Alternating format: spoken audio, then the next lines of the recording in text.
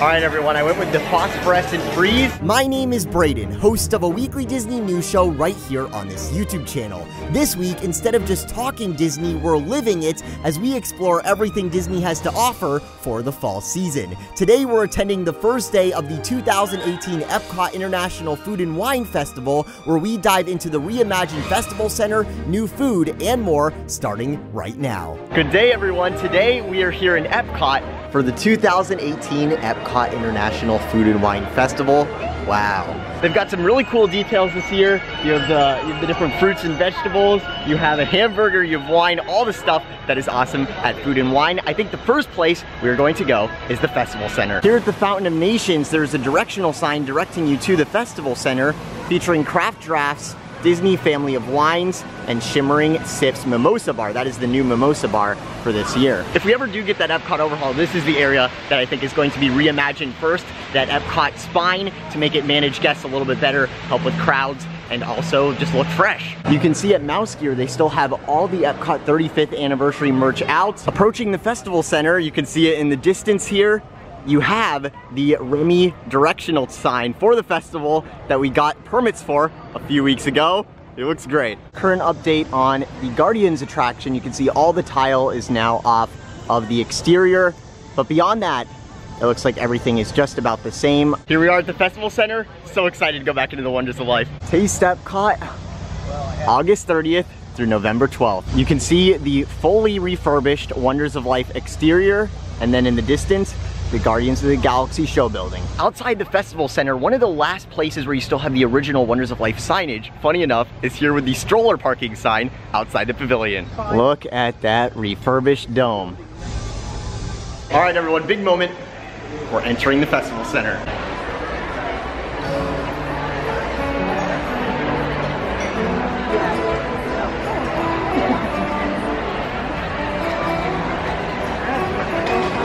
Here inside the Festival Center, one of the first things you'll notice is the new Shimmering Sips Mimosa Bar. They've got a tropical mimosa, they have a key lime mimosa, they have a blood orange mimosa, so many cool offerings. Over here at the Spotlight stage, there are going to be some food and wine tastings throughout the festival. This used to be an entire stage show. It's called the Anatomical Players.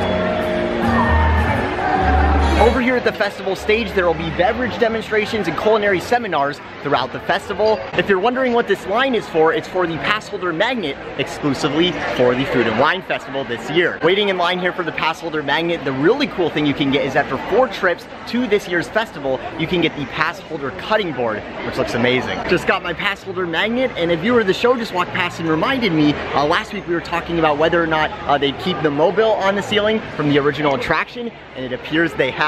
Really great to see that didn't go by the wayside, something that's been here since the original pavilion. But that being said, I expected them to do more with the inside the pavilion and refurbishing it. It appears that all the work that was done on the Wonders of Life this year was exterior and fixing the dome itself, because there still is a lot of water damage on the inside. Like if you look near the top and near the skylights, you can see where the actual ceiling is sort of wrinkled, or in some parts it's ripped open. You can see where the water has been. Thankfully, I think that's all sealed up now, so we won't have any more water damage issues going forward. Ghirardelli here at the Festival Center especially is really cool, because not only can you get a free piece of chocolate, but there's also all sorts of chocolate special here for the Festival Center that you don't see in most places that you can buy, as well as chocolate sculptures. I don't even know how they do them. The Polynesian, cocoa themed ones, pretty incredible. I didn't see this one before. They made the Headless Horseman out of chocolate. Over here, they even have a chocolate Slinky Dog Dash. That's so cool. The festival wouldn't be complete without a bunch of exclusive merchandise. Over here you have your Taste Your Way Around the World tray platter that you can purchase and bring around so that you have a spot for your drink as well as any food you might get going around the World Showcase. I think my favorite shirt design this year is this Taste Your Way Around the World 2018 shirt, because on the back of it you can see you have every single booth listed on the back of the shirt. That's amazing. You may be wondering, what is this line over here by Body Wars, over by the merchandise area for the Festival Center?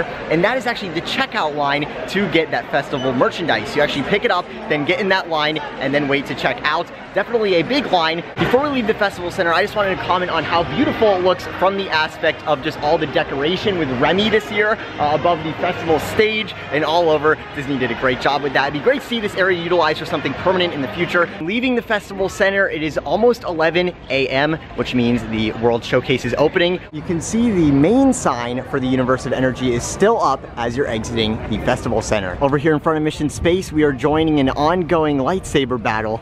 Lightsaber duel. Wow. Is this Galaxy's Edge? Nothing better than seeing kids have fun in one of the greatest places on Earth. You can hear Test Track. We're here where the space restaurant is going. So that's what you're gonna hear. Here's the thing, I think that Disney can soundproof the walls pretty well inside of the restaurant itself. There's a lot of materials that can do that. I think there is a way that Disney can make it so you almost don't hear Test Track at all. And I think they can also add some ambient noise so it sounds like you're in a spaceship, which will mask any of the remaining sounds you might hear from Test Track. All right. Let's go to the World Showcase. If you skip the festival center and just head straight to the World Showcase, you'll notice they still got all the festival merch right over here by the port of entry. Entering the World Showcase, greeting you is Barbecue Mickey. It won't take you very long to find the first amazing marketplace, that being Hawaii, which I think was in its second year the first time I came to the festival. And I remember the hugely popular thing was the tuna poke, which was new that year. The menu is called the tuna tataki, and I actually have it here. Here we have the tuna poke. You can see the seaweed underneath and the tuna on top. Let's try it out. It definitely has that sushi taste to it with the tuna that's really good, but also I think the sauce they put on it definitely brings it to the next level. And seaweed salad I think is a very underrated food. It actually does taste very good with the vinegar they put on it. I think this is definitely an awesome dish to check out. Seriously, that tuna poke was so good at the Hawaii marketplace. I highly suggest it. I had a great view eating it, watching the Guardians ride building being built in the background. Today I met some Australian viewers of the show, so the least I can do in return is cover what's going on at the Australian marketplace. You can see here we have grilled sweet and spicy bushberry shrimp, as well as grilled lamb chops and the lamington. At the Canada Pavilion, you can see we have another stand for festival merchandise. Seeing that huge line for merchandise over at the festival center, I kind of think if you go around to some of these different booths and get the different merchandise you can get at these, you will save some time. In line here for Ireland, decided to go with the warm chocolate pudding. Here we have the warm chocolate pudding. Here you can see on top the custard is on it. It's very nice.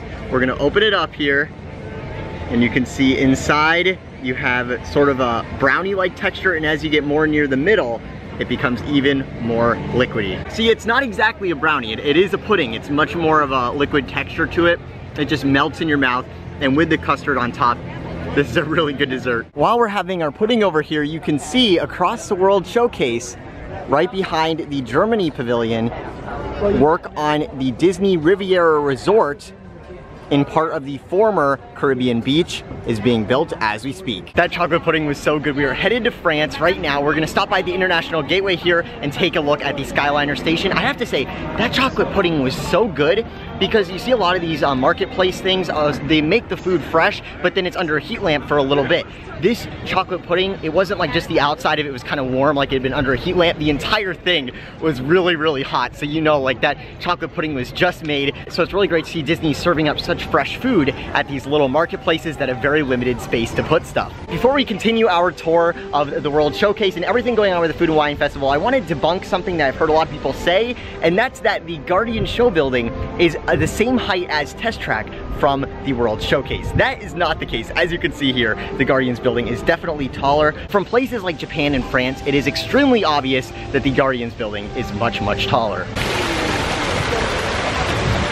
Heading to France, you can see the Skyliner gondola pole that was put up a few months ago, but the real action is happening over here at the International Gateway Skyliner station, where you can see currently it looks like they're finishing up work on the internal part with the wheels and the bow wheel, and they're starting to cover that portion up before theming begins on the exterior with all of the stuff they're going to do. As you can see in the concept art, as well as the queue portion, it's going to look really nice in the final product. And right now we are over here on the right side of the France Pavilion, which right over here is going to be the entrance to the back part of the France Pavilion, where you'll have Ratatouille, and also you should be able to get there some way through a La Boulangerie Patisserie. I think there definitely should be a way to get through there. If you just have one in and out in this small pathway here, it's probably going to be a little bit of a bottleneck. So I think we're also going to have some sort of pathway over there, but that is not confirmed just yet. Leaving France and coming up here on the Brazil marketplace, you can see just how beautiful it is. They have this whole outdoor seating area with flags. Looks really nice, with rumors of a Brazil pavilion on the way too, Epcot in the near future, I thought this was the perfect marketplace to stop at. I've actually heard from some viewers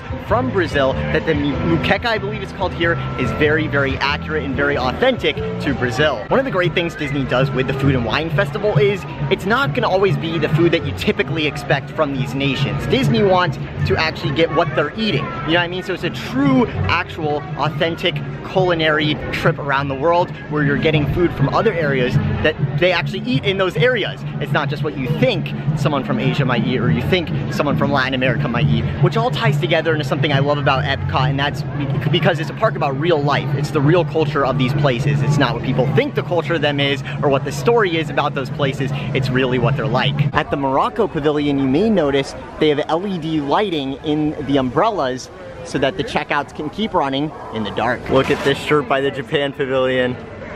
Spaceship Earth and the Food and Wine Festival and Figment. Does it get any better? They also have this design in traveler mugs, coasters, and even aprons.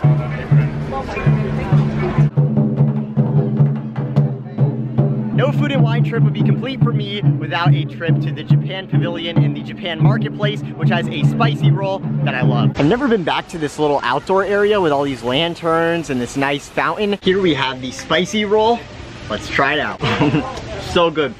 It has like that volcano sauce on it. That's really awesome. But another thing is, they come with chopsticks. So even though you have the seaweed here to hold, so you can just walk around eating it, they also have chopsticks, which you can use as well. Not a festival exclusive offering, but some funnel cakes sound really nice. I just ate that spicy roll though. And actually over here at the Eat to Beat concert series, last night I was in Epcot to see Illuminations and I saw them setting up the Eat to the Beat stage, which has all this cool neon lighting going on. So if you're gonna be in the area, be sure to check out one of the Eat to the Beat concerts because that stage looks really nice.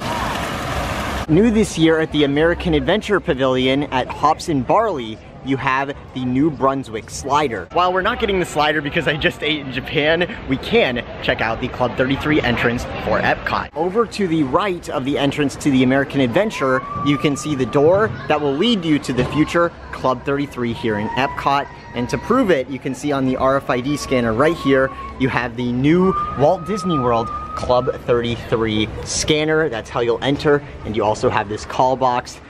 This is gonna be some world-class hospitality, but it's definitely gonna cost you. You know, I think from Disney's perspective, pricing the Club 33 in Walt Disney World is kind of an interesting game because it's so expensive out in Disneyland and there's such a long wait, and that's just for one Club 33. Here in Walt Disney World, you're getting a Club 33 in every single park. That's 4 times the amount of people that Disney needs to operate all those. That's 4 times the amount of spaces that Disney had to set up and reserve specifically for Club 33. I think even the huge potential cost to be a Club 33 member here in Walt Disney World sort of balances out with how much work Disney's put into it and how amazing it's going to be. Over here in front of Italy, you can see the Italy Marketplace is extremely popular. You have 2 entrance lines to go in, and then you have the food itself, which includes the Fritto Misto. I'm not gonna try that second one, the Messy Rigatoni, and the cannoli. I don't know about you guys, but I think Walt would be really proud of this train set over by the Germany Pavilion.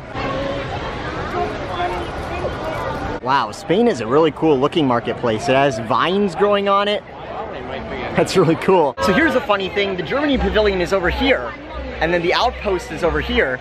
But in the middle is where the Germany Marketplace is with all these special festival exclusive food. Here, right by where a lot of the beer is served, you have the Brews Around the World merchandise. If we're talking about a possible Epcot overhaul and possibly a new Brazil pavilion coming to the World Showcase, another area, one of the first things that needs to be fixed here in the World Showcase is definitely the Refreshment Outpost, which should totally be its own Africa pavilion. Here at the bridge, where all of the barges come in nightly for Illuminations, could we one day be seeing a barge of drones go down this waterway into the middle of the water for the new Illumination show? That'd be pretty awesome. Loki, wait a minute. Aren't there not supposed to be Marvel characters in this park? Now instead of Frozen, they put a Gods of the Vikings exhibit here in the Stave Church, which is a way that Disney's been able to incorporate some of those Marvel characters we know and love, like Loki and Thor, because they aren't just Marvel characters, they're also Norwegian lore.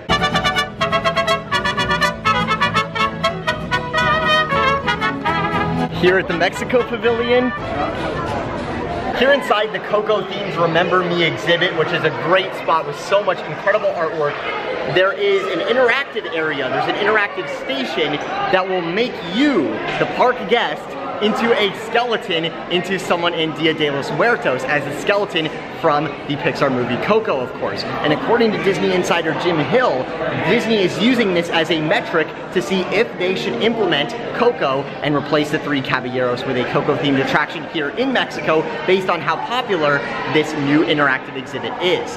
And supposedly, this has sort of been set up to fail, and perhaps Disney won't if they go off of this because not enough people will end up getting their faces made into skeletons at the interactive exhibit. But when I'm here, I always see all the interactive screens being used, so I do think if they are using that as a metric, we could have a chance of still getting a Coco Pavilion, not to mention the fact that with all the lines that are going to be at the Skyliner at the International Gateway across the World Showcase, this might be a great ride to keep open a little later after park closing to help manage the crowds. Another rumor we've heard is that the San Angel Inn here, the owners of the restaurant, are against a Coco re-theme of the Three Caballeros because they think it might disturb with the nightlife riverside aspect of their dining area. But the thing is, the boat ride is already a cartoon theme, so I don't see how making it a more authentic vision of what Mexico is with Coco and Dia de los Muertos will in any way impact or hurt the restaurant's attendance. One more fun fact before we leave the amazing Mexico Pavilion. This is probably the most complete pavilion in terms of the atmosphere and the fact that you have this whole indoor area.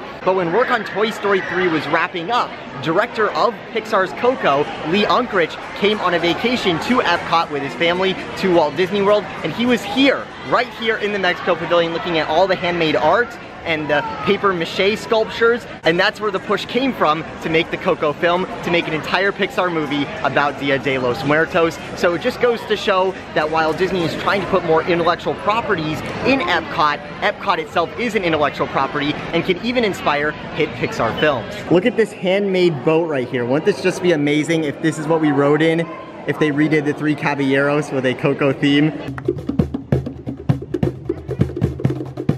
A great day here at the 2018 Epcot International Food and Wine Festival, but before we wrap it up, we are headed over to the Light Lab here by Innoventions to see what's inside. This is a very nice space to cool off because it's just so well air conditioned, and you also have outlets all over the place if you want to charge your devices. But I believe this is the line for the Light Lab. Here in the Light Lab, this is easily the most elaborately themed festival event going on. The Light Lab is just so well done with all the neon and all of the chalkboard style drawings on the wall. Incredible stuff.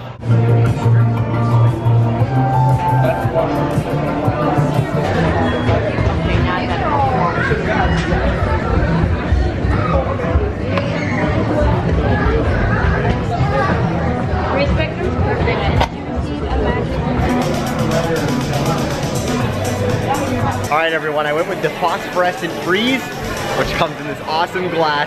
It's really an experiment. Let's see how it tastes. I would say what it reminds me of a little bit is the Bebo that they serve in Club Cool, which is sort of like the melon drink that's really, really good. It has a lot of taste, and I'd say this is an awesome beverage. You know, I was very critical of the Night Blossom in Pandora last year, which I thought was just overly sugary and really had no taste to it. This does. It has that melon taste to it. It's also sort of like a frozen version, a slushy version of the new Mystic Portal Punch they serve in Toy Story Land at Woody's Lunchbox. Alright everyone, that's gonna do it for me at this year's Food and Wine Festival. It was so much fun. I am off to go to my hotel and recharge my batteries as well as the cameras, because tonight I am going to the hard ticket event in the Magic Kingdom, Disney After Hours, where we're gonna have an amazing vlog virtually alone with walk-ons onto almost every attraction in the Magic Kingdom. I'll see you guys there. This is Braden. Have a magical day.